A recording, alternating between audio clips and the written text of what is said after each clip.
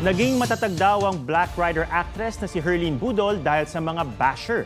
Ang co-star naman niyang si Yassi Pressman, kasama nga ba ang kanyang special someone sa bakasyon?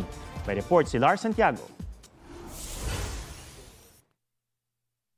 Vietnam ang first destination ni Yassi Pressman for 2024. Enjoy ang Black Rider star sa magagandang tanawin at masarap na pagkain. Kasama niyang magbakasyon si Camarines Sur Governor Luigi Villafuerte. Dati nang sinabi ni Yassi na nasa getting to know each other stage sila ni Gov. Off to a fresh start din ang fellow Black Rider star ni Yassi na si Herlene Budol. Sa kanyang pagbabalik taping, ibinahagi ni Herlene ang ilan sa mga natutunan niya sa 2023. Kabilang na mula sa pagkakasangkot sa controversial exchange of messages sa co-star sa magandang dilag na si Rob Gomez.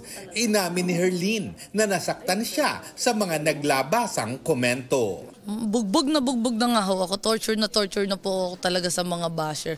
Pero hindi mo naman, paulit-ulit ko po sinasabi na hindi mo naman talaga mapiplease lahat.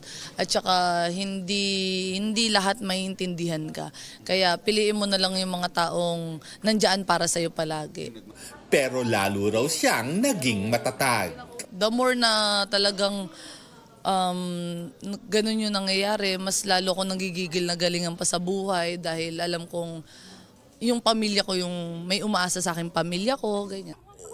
Lars Santiago nagbabalita para sa GMA Integrated News. Mga kapuso, alamin ang State of the Nation. Mag-subscribe sa GMA Integrated News sa YouTube. Sa ating mga kapuso abroad, samahan niyo kami sa GMA Pinoy TV at sa www.gmanews.tv.